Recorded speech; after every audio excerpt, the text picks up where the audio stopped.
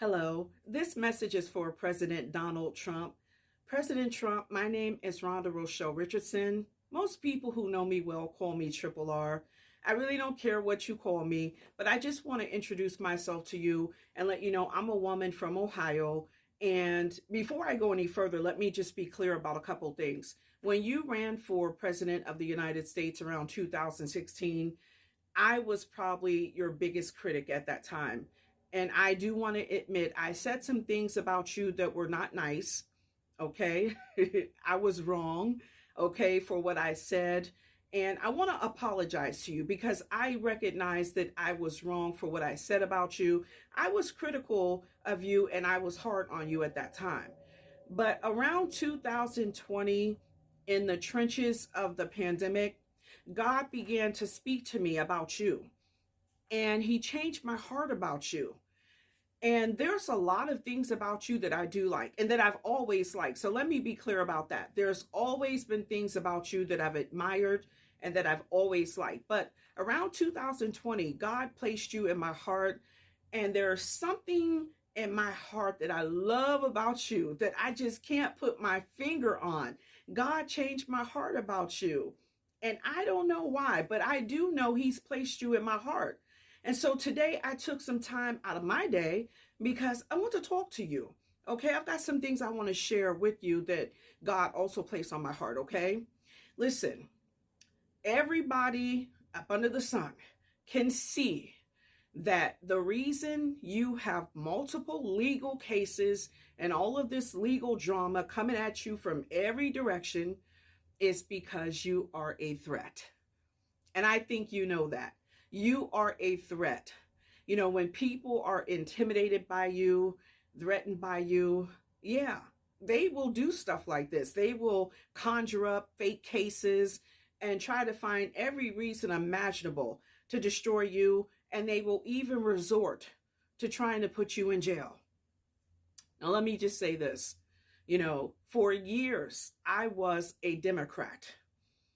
And I believe that the reason I was a Democrat for years, a big part of it is indoctrination. I do believe that. You know, in the Black community, you grow up hearing your parents and your grandparents say that you're supposed to vote Democrat, and that's what you do, right? You know, but of course, when you get older and you understand policies and you see what some of these people stand for, you know, you start to think for yourself. I have seen enough of the Democrats to know that I am done with the Democrats, okay? And I believe that there are a lot of other people in the Black community who feel the same way. We're done. We are fed up with them and they will not get our vote. And I want to also apologize to you because I know that you were right about that border. And the border is the number one reason. That's the driving force that has allowed me to come to this conclusion. So many problems are evolving from the situation at this border.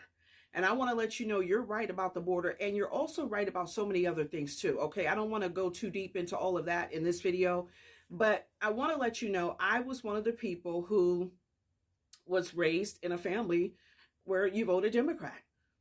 Those days are over. Those days are over.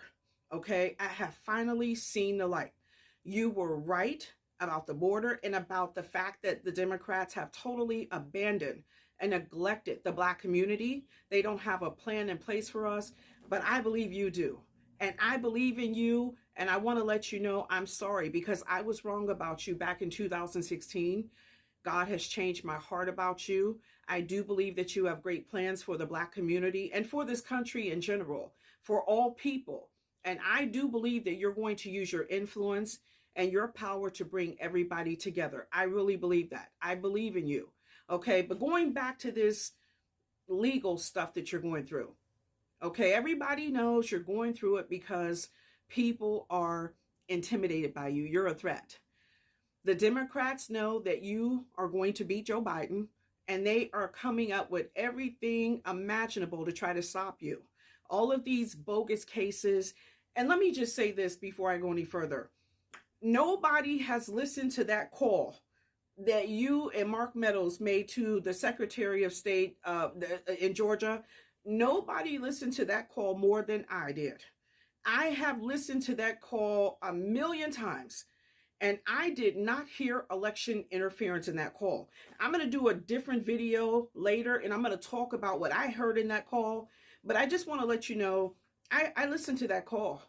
That was not election interference. I heard a man who really believed that he won that election. And what I also heard are people who were on the state of Georgia side who also did not hear election interference. Because if they would have heard election interference, they would have said so in that call. Not one person in that phone call said, wait a minute, Mr. President, we believe what you're asking us to do is unethical and illegal. They sat there for a whole hour and entertained the discussion. And not one person, not one of those lawyers on the state of Georgia's behalf spoke up and said that they felt that you were interfering with the election. Okay, so let me just address that before I go any further. I did not hear election interference, and I know a host of other people who didn't hear it either. Okay, the stuff that these people are doing to you, this is ridiculous. If anybody is interfering with the election, it is them.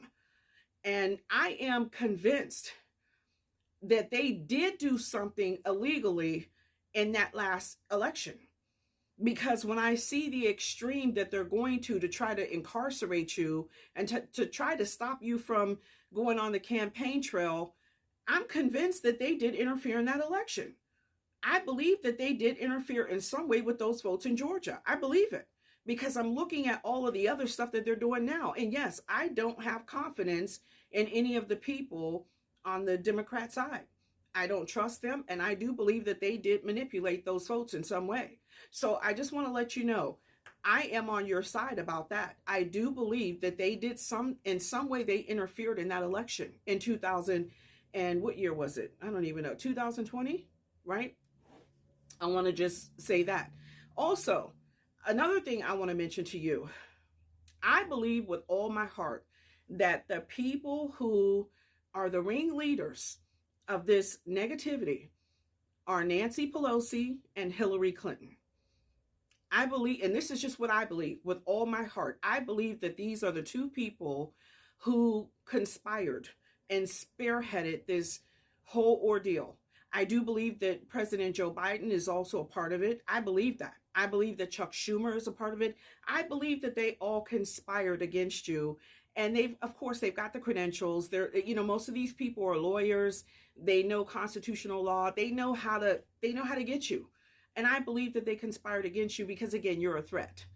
Okay. But one thing that I also believe, and this is what I really stopped by to tell you today, I believe that no weapon formed against you is going to prosper. I don't care what kind of case they come up with, what kind of plot or scheme they throw at you, it will not work. When I look at you and what you're going through, you remind me of the children of Israel. And I'm not sure if you're familiar with their story or not, but back in Exodus, there's a point in the journey of the children of Israel where they're in Egypt at no fault of their own. And the king recognized, hey, these people are more and mightier than we are. We got to get rid of them. They mistreated them. They were oppressed and they were enslaved in Egypt. But the Bible let us know that the more they afflicted the children of Israel, the mightier they became. And so when I look at you, President Trump, I see the same thing. I see a lot of affliction. I know it doesn't feel good. And Lord knows, I know that right now you probably feel like I can't wait until this is over. But I want to assure you that God uses afflictions for so many different reasons. And it's not always what it looks like. In some way, I believe God is going to deliver you from all of these afflictions. I believe that you're going to come out mightier and stronger, just like the children of Israel. I really believe that God has big plans for you. And I do believe that he is aware of what they're doing. He knows that they are abusing their power. And let me just stop and address that. For every single person, every prosecutor, Letitia James, Fonnie Willis, Alvin, I don't know, Braggs or whatever his name is, all of these prosecutors who plotted against you and they know that they're abusing their power, they are not going to prosper. In some way, God is going